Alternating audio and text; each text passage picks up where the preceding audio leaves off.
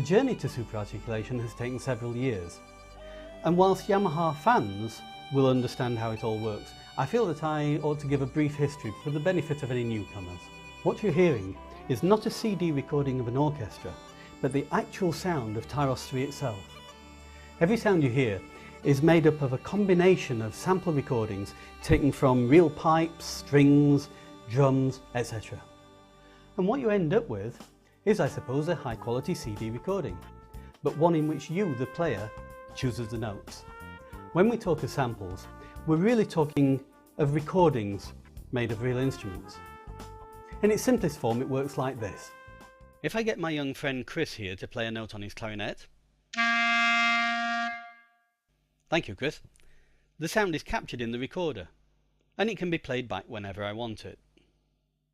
All I have to do is press the play button. If I then transfer this recording into the keyboard's wave memory, I'd be able to use one of the keys to trigger the playback instead. That, in a nutshell, is how sampling works.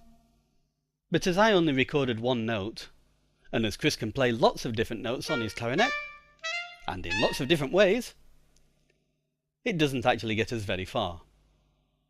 To capture all the sounds that Chris can make, I'd need hundreds of sample recordings and masses of wave memory to store them all.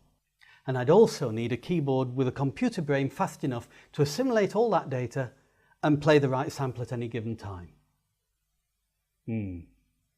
Megavoice was a groundbreaking technology that appeared with the very first TYROS, and it revolutionised the way that sounds were sampled.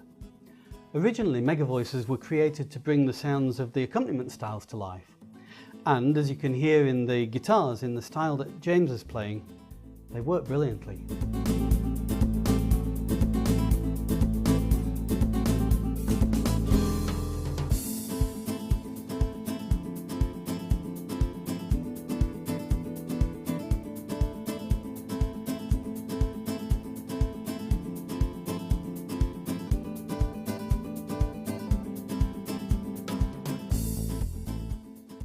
The special Megavoice sounds work by layering together lots of samples taken from the same instrument. Although the voices are available from the panel, they aren't designed to be played live. And if James selects the Megavoice nylon guitar, you can see that by striking the key at various strengths, he can cause lots of different tonal shades to be triggered. It's not easy to control though. Actually no, what I mean to say is it's downright impossible to control, and to guarantee that you'd strike the key with exactly the right strength every time. But then, as I said before, Megavoices aren't designed for live performance. I should point out, of course, that you're hearing the Megavoices played on a TYROS3 keyboard, and there have been many advances since the original TYROS 1 was introduced. With TYROS3, for example, Yamaha have introduced a new guitar edition of their style format. Yes, the new guitar edition style format means that no matter how you play a chord in your left hand, the guitar parts of the style are automatically revoiced to imitate exactly the way a guitarist would play them. It all adds to the overall feeling of realism that you get when you play or listen to a TYROS 3.